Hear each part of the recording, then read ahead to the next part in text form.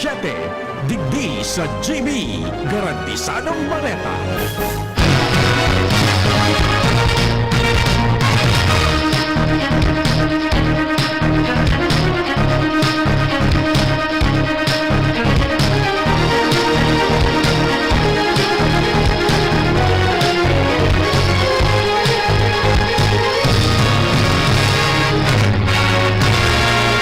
Maray na aga mga tugaw po ang mga bareta ngunyan na Sabado. Enot sa headlines kan mga bareta. Sa lado lokal, Marina Bicol padagos ang koordinasyon sa Philippine Ports Authority bilang preparasyon sa efekto kan pagigpit sa San Juanico Bridge dalan sa nagpapadagos na rehabilitasyon. Tabang hali sa DSWD Bicol na resibina kan mga nabaya na pamilya kan mga pasahero o kaya mga persona nagkagaradan sa road crash sa barangay Balangibang, Pulangi, Albay kanakaaging Aldao. Sa lado nasyonal, direktiba ni Marcos na courtesy resignation bakong pampapugi. Senate President Chis Escudero malabog matangka sa pwesto sa pagtatapos ka-19 Congress. Senador Amy Marcos tinangro na magkandidato bilang Senate President sa 20th Congress.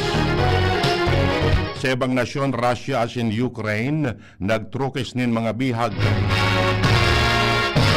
Sa lado ng Karawat, Barangay Ginebra, pinamarangkal ang Blackwater sa PBA Philippine Cup. Detalyas kan bareta. Enot sa lado lokal. Ang baretang ini hatod sa Indukan. Artisan Joint Supplement. Bumabagal ang galaw dahil sa joint pain at arthritis. Mag-Artisan. Padagos ang koordinasyon kan Maritime Industry Authority o Marina Bicol sa Philippine Ports Authority as sinagkaparang shipping companies sa Kabicolan bilang preparasyon sa mga lakdang na makapag-akomodar ng darakulang barko asin mga lunadan pangdagat sa mga pantalan sa parte kan Leyte. Ini bago aprobaran ang special permit kanagaparang shipping company sa reyon para sa dagdag na biyahe ngunyan na may kadivisilan sa pagbiyahe kan mga cargo vessel pasiring sa Visayas asin Mindanao dalan sa nagpapadagos na pag-irahay sa San Juanico Bridge. Sa entrevista kan DCGB News kay Marina Bicol Regional Director Attorney Maximo Banyares Jr. sa sinabi na nagsumite ng aplikasyon para sa special permit ang Santa Clara Shipping Corporation na may biyaheng Tacloban asin Samar alaga day pamanini na tutugutan dalang tadai pa kapabling mag-akomodar sa pantalan sa Samar ng Darakulang Roro. May saro pang permit na pigpaproseso hali sa Matnog Ship, pasasiring sa Maginoo, asin Palongpon, Leyte. Ang baretang ini hatod sa Indukan. Optin Lutein Capsule. Alagaan ang paningin sa tulong ng Optin. Kitang-kita ang kalusugan ng mata.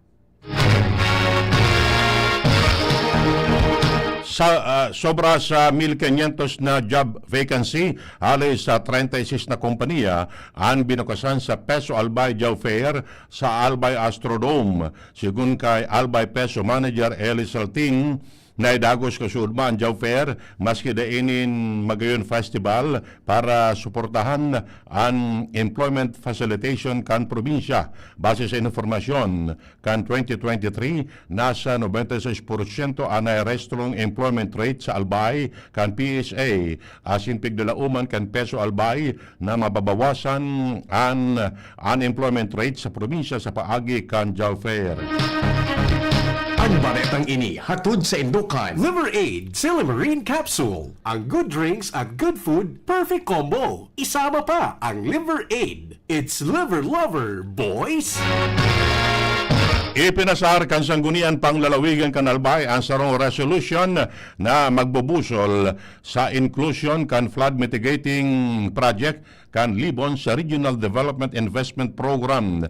Ini sa paagi kan pagpasar kan sarong resolution na masuporta sa Municipal Resolution 2025-054 na may titulong a resolution requesting endorsement from the Sangguniang Panglalawigan ng Albay for the inclusion of the construction, maintenance of flood mitigating structures and drainage system project in the municipality of Libon amounting to 2 million pesos in the Regional Development Investment Program and for subsequent inclusion in the fiscal year 2026 succeeding years regional budget proposal and motion ibinusol ni kinatawan Jasim Palmiano, pamayo kan Committee on Public Works and Infrastructure kan Junta Provincial. Sigun kay Palmiano, saro sa katuyuan kan resolution na matagaman nin fundo ang planong pagpatindog nin flood mitigating structure as in drainage system sa Libon, Albay.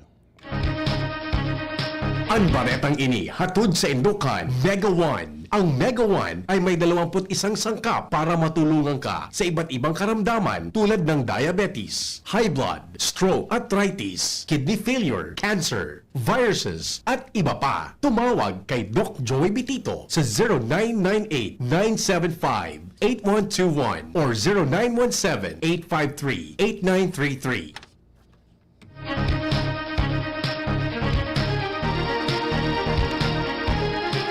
Nangapudan ang Tabaco City Tourism, Culture and the Arts Office sa mga maawat magpartisipar sa Ginoong Tabak 2025 na probitsaran ang gigibo na screening sa Hulyo o kaya Hunyo 7 alas 9 nin agas agod alas 3 nin hapon sa 3rd floor kan City Hall Annex, Tabaco City.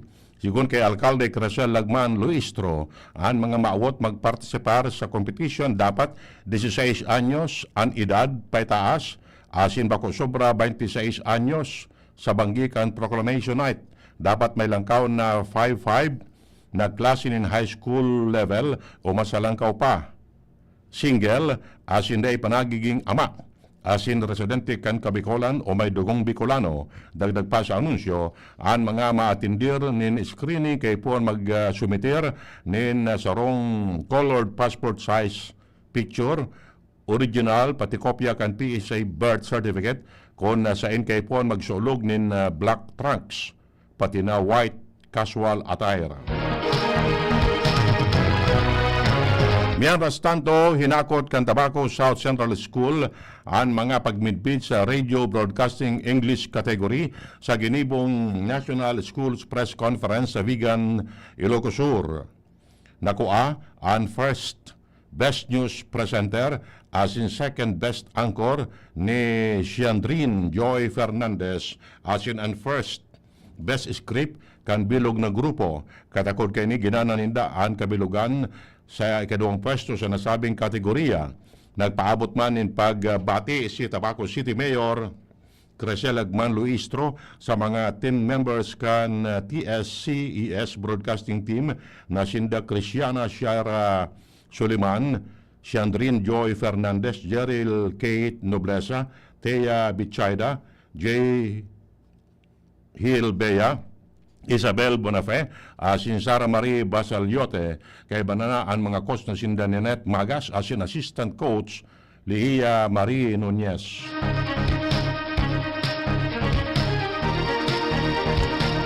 Naresibina kan mga nabayaan na pamilya ang tabang alay sa Department of Social Welfare and Development Bicol kan mga biktima sa nangyaring road crash sa Pulangi Albay kan nakaaging aldaw. May lunad na sobra 50 pasahero ang bus pasasiring sa Manila, mientras na ang kasabatan na truck may rotang pasursugon kung saan dahil sa kusog kan salpukan, tulos na binawayan in buhay ang duwang driver kan bus asin truck. Mientras na may mga pasahero man o saruman na pasaherong dinalagan man sa ospital dahil sa nakuha kining danyos alagad nagadan man giraray. Nagpahayag din pakikidumamay ang DSWD sa mga nabayaan na pamilya asin sinuguro na padagos sa suporta kan opisina sa paagi kan tulos na pagtaon ng tabang finansyal asin psychosocial assessment.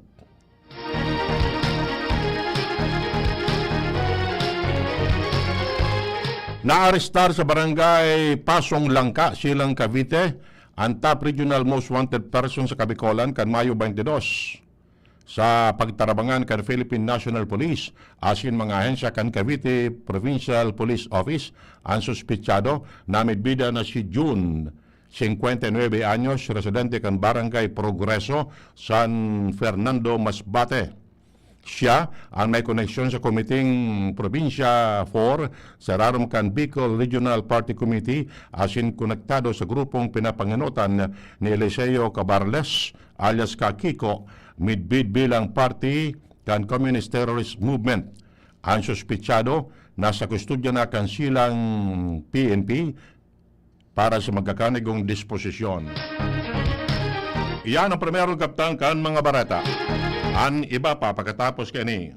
At ngayon, ang pinakabago, ang pinaka-epektibong food supplement na mabusising ginawa sa Amerika at matapos ang 3 taon, aprobado na ng FDA. Mega One, ang evolusyonaryong produkto na nagtataglay ng 21 natural na mga komposisyon na nakatutulong upang palakasin ang immune system at ang ating kalusugan. Para sa karagdagang impormasyon, Maaaring pumunta kay Doc Joey Bitito sa Barangay 18, Cabangan West, Legazpi City, kaharap lang ng Bangko Sentral ng Pilipinas. O tumawag sa 0998-975-8121 or 0917-853-8933 para sa free consultation sa natural medicine. bisitahin din ang aming Facebook pages, Mega One Superfood at MHC Bayanihan Official. Mega One, evolusyon para sa kalusugan. Pre, makinig ka muna. Payong kaibigan lang ha.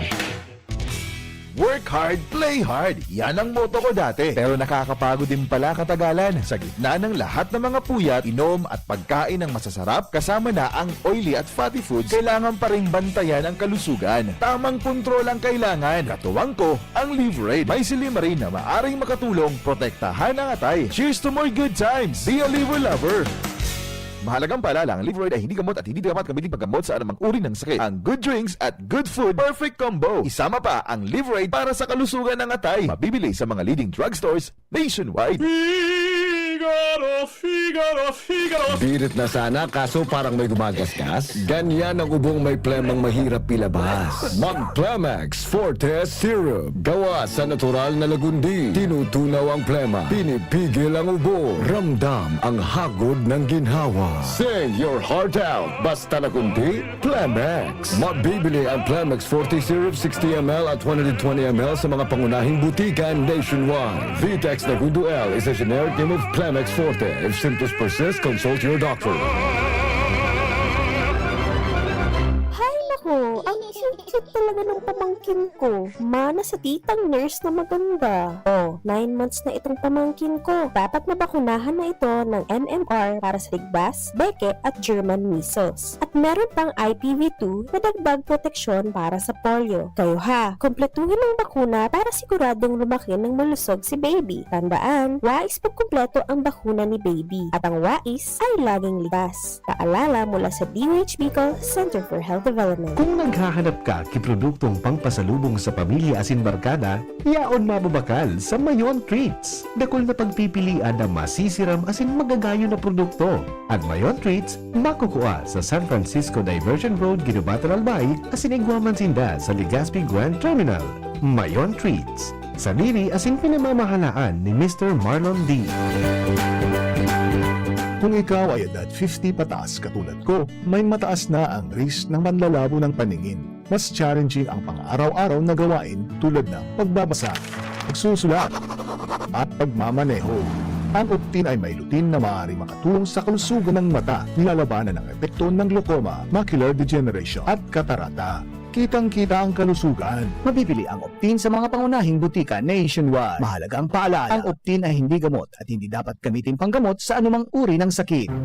Getting married this year? Planning for a birthday party? Organizing an event for your company? Bicol Food Delights Catering Services is your one-stop solution for your upcoming events. From venue, coordination, and events host, we got it covered for you. At Bicol Food Delights, we also cater events of all sizes. Special specializing in wedding, corporate events, and parties. We've got the best menu for your events, like crispy Bicol Express, braised pork ribs in white sauce, cheesy baked lasagna, chili beef tinutungan, BFD fried chicken, and more. We also offer a service contract and tables and chair rentals at affordable prices. Bicol Food Delights Catering Services is located at the second floor of BFD Building, Purok 2, Barriada, Barangay 38, Gugun, Legazpi City, in front of Kalayaan Park. For more inquiries, you can call us at 0919-094-2572 or 0927-353-4407, or you can visit us at our official Facebook page at Bicol Food Delights Catering Services. Bicol Food Delights Catering Services. Great food, delightful service. DCGB Barreta alas 7. Barreta alas 7.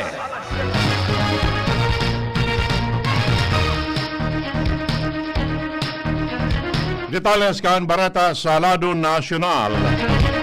Idinefensa kan Malacanang ang direktiba ni Presidente Bongbong Marcos na courtesy resignation kan gabos na mga miyembros kan sa iyang gabinete mantang pinamutikan na pampapugi sinani sa publiko. Sinabi ni Executive Secretary Lucas Bersamin na mas makakatao o makatabo ang pagsumitir nin courtesy resignation kaysa basta na sanang sirikadan ang sarong opisyal kang gobyerno sa pwesto. Sa siring na paagi, dahil mabugtak din sa kasusubgan ang sarong tinangkas na opisyal asin maibitaran man ang kasusubgan sa publiko.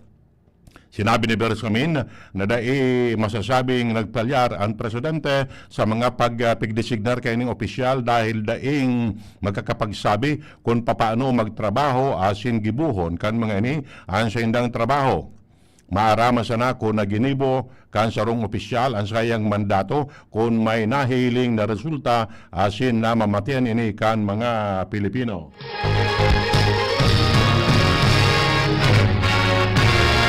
Pigdalauman na matatapos kunyan aldaw ang distribusyon kan honoraria para sa mga partokdo na nagserbe sa minatapos pa siya ng eleksyon alagad dahil pakaibanan digdi ang dagdag na 100,000 pesos na inaprobaran kan Department of Budget and Management. Maabot sa 800,000 ang mga partokdong tatawan in honoraria. Sigun kay COMELEC Chair George Erwin Garcia, on track naman sinda na dapat 15 dias pagkatapos kan eleksyon maitauna ini sa mga partokdo. Ang nagkaparang mga reyon na nakakompleto na sa distribution nin honoraria, iyon Cagayan Valley, Central Luzon, Bicol Region, as in Eastern Visayas. Mientras na sinabi ni Garcia na mawawara na ang dagdag na 2,000 pesos sa honoraria kan mga partokdo na maserbe sa barangay as in SK election. Pati naman ang tig-duwang support staff dahil sa 3 billion pesos ang binawas sa budget kan COMELEC. Ang mga magiging budget na sana kan full body para sa barangay asin sanggunian kabataan election nasa 11 billion pesos. Ini riton paninda na dain na paghalion dahil lang ta magkakaigwapa man giraray ng early voting hours sa barangay asin SK election. Pero ang sigurado ngunyan sa budget kan full body dahil na magkakaigwan ng dagdag na honoraria. Malabog na masalidahan sa pwesto sa Senate President Chis Escudero sagkod sa pagtapos ka 19 Congress. Inang pahayag ni Senador Nancy Binay matapos mahapot kung may nagkaururo na sa inda, may kinaraman sa pagbabago kan Senate leadership. Sigun kay Binay, dahil ano man na pag-ururon, may kinaraman digdi asin daiman in maski anong tanog, mana nang digdi. Dahil man kay po na salidahan si Escudero dahil anom na aldaw na sana sindang magkukunduktan in session poon Hunyo 2 sa Code 13. Kung magkakaigwaman ng pagbabago, ini posibleng mangyari sa 20th Congress asin bako ngunyan na patapos na ang 19 Congress. Sa laog ng 12 taon ni Binay sa Senado, ordinaryo na ang pagbabago sa liderato kada bes na magsalida ang Kongreso. Dinulo ka nagkaparang senador si Senador Amy Marcos para kumbinsiron na magkandidato sa pagka-Senate President sa 20th Congress. Ang pahayag kan kongresista na tangro sa iyang lumaban sa Senate presidency sa tao man kan posibleng pagbabago sa liderato kan masunod na kongreso. Sigun kay Marcos, si man na may bugtak kan sa iyang mga pagaribang senador sa Senate President, mantenido ang pangangaipo na panahon na para magkaigwa ng congressional reform. Pinag-unambitan ni Marcos ang reforma sa budgetary process kung saan pipapundo na kayo ni unquestionabling proseso sa BICAM mantang pipakuriran ang mga prioridad sa paggastos, pagkonsiderar sa fiscal deficit as indakulang utang kan nasyon. Dagdag pa sa mga dapat may pasar na lay on food security, suporta sa mga paraoma asin parasira, edukasyon, salud, serbisyo sosyal asin electoral reform. Kinundinar nin 7 nasyon asin self-ruled island na Taiwan ang pangbobomba nin water cannon asin pag-ipit sa barko kan Chinese Coast Guard sa barko kan Pilipinas harani sa Pag-asa Island kan Mayo 21. Para sa Taiwan, kaibanan sa mga nasyon na tulos nagpahayag ng pagkundinar sa panibagong iipit kan China, iyo ang Japan, Amerika, United Kingdom, Australia, Canada, Netherlands, New Zealand, Asian European Union. Sa pambihirang public statement halay sa Taiwan, sinabi kani na pikaklamarman kan China bilang sa indang teritoryo, ipinahayag kan Foreign Minister kani na iditsindang maray sa peligrosong aksyon na kan China Coast Guard kontra sa civilian vessel kan Pilipinas. Nanindugoy man ang Taiwan sa pagsuporta kini sa Pilipinas asin hinagad sa kabos na partido na mangibabaw ang pagiging kalmado asin resolbaran ang iriwal sa matrangkilong paagi. Parehong tinuyaman ni the U.S. Ambassador to the Philippines, Mary Kay Carlson, asin Australian Ambassador KHU ang reckless action kan na Chinese vessel asin sinabing ibinugtakan ni sa peligro ang mga buhay asin istabilidad sa reyon. Mientras tanto, nagdefensa man ang Chinese Embassy na nakabase sa Manila sa pangbobomba ng water cannon kan China Coast Guard sa barko kan Pilipinas kan Mayo 21. Sigun sa embahada, naglaog ang mga barko kan Pilipinas sa adjacent water sa palibot kan bahura kan China na daing otorisasyon. Dalan kini, guminibo ang China ni magkakanagong law enforcement measure bilang kasimbagan. Binatigos man kani ang pagkondinar kan mga nasyon sa insidente asin ininagad sa mga embahada kan ibang nasyon na beripikaron muna ang katotohanan bago magkomento sa social media. Bareta hali sa ibang nasyon, nagkaigwa ni pinakadakulang pagtrukis ng bihag ang Russia asin Ukraine. Maabot sa 270 mga soldados asin 120 sibilyan ang pinalibre kan ambos lados. Inin ang pinakadakulang prisoner swap poon kan magsilyab ang labanan kan 2022. Nangyari ang prisoner swap matapos ang ganibong pag-ururon kan mga representantes kan nasyon sa Istanbul, Turkey kada kaaging simana. Sa pag-ururon, nagkasundo ang ambos lados na magtruki sinda nin 1,000 mga biyag ninda kaya lauman sa mga masunod na semana magkakaigwa ni panabagong pagbinalyuan nin mga bihag bago ang pakikipagilingan ninda sa kanya-kanya mga pamilya tulos na pina-check up sa ospital ang mga napalibreng bihag.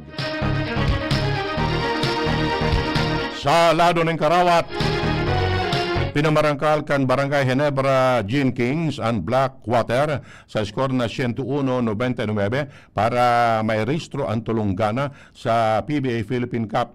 Naging liyabe sa panggagana ang naglaog na jumper ng Japit Aguilar kan Ginebra sa natatadang 2 segundo. Nagrehistro si Aguilar nin 22 puntos asin anong na rebounds mantang igwang 18 puntos asin 10 assist si Scottie Thompson. Igwang ng 5 gana asin 2 pierde ang Ginebra kung sain patas na sinda sa San Miguel Beerman mantang ang Bossing igwang 1 gana asin anong na pierde. Mientras na daimang pinaporma kan NLEX Road Warriors ang Converge Fiber Xers sa skor na 88-83 sa Philippine Cup. Ina pang-anom na sunod na gana kan NLEX kung saan igwasindang anom na gana asin sarong daog mientras na ang Converge igwang 5 gana asin 4 na pierde sa kawat na ginibos sa Philly Sports Arena sa Pasig City. Ultimo sa detalles kan Bareta ang kamugtakan kan panahon na sa linya ang pag-asa. Sa na pet sa Mayo 24, 2025, saldaw ning Sabado ning pagkaaga. Ininang sa tuyang latest update sa kamugtakan kang sa tuyang panahon. Intertropical Convergence Zone no ITCC ang nakaka-apekto sa Kabisayaan, sa Mindanao asin sa Palawan.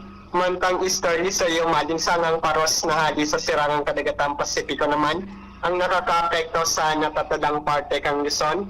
Digdis sa Kabikulan, magiging bahagyang mapanganuron sa agkod mapanganuron na kalangitan na may mga pulo-pulong mga paguran o pagkikilat pagdagolgol. Ang paros ay maluya sa agkod moderato na hali sa sirangan sagkod sirangan ang mamamatian. Ang mga baybaying dagat asin kadagatang kang Kabikulan magiging banayad sagkod sa moderato ang pag-ukol. Tinatayang agwat ng temperatura tigal umapoon 26 sagkod 32 grado sentigrado. Mantanghang heat index po sa ngayon na pagkaldaw ay pwede po abot ng 41 grado sentigrado asin sa ibang parte kang Kabikulan na pwedeng umabot ng 39 hanggang 40 grado sentigrado. Mantang ang aldaw ay nagsirang sa bagong alas 5:18 ng pagkaaga asin masunod at yan na alas 6:06 ng pagkahapon. Ini sa mga Binhalmuhala reporting live haliligdi sa DOST Pag-asa Ligas. Yan mga dugang nga detalles kan mga Bareta ang unyan na Sabado.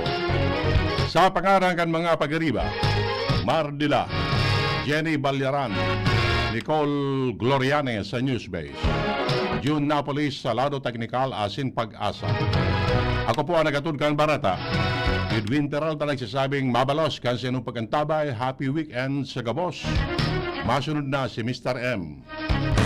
Yan ang DCGB Barata alas 7. Abangan niraray sa aga.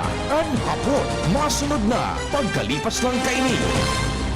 Branded ba na computer ang hanap mo? Albay Computer and Electronic Supplies and Repair ang sagot dito.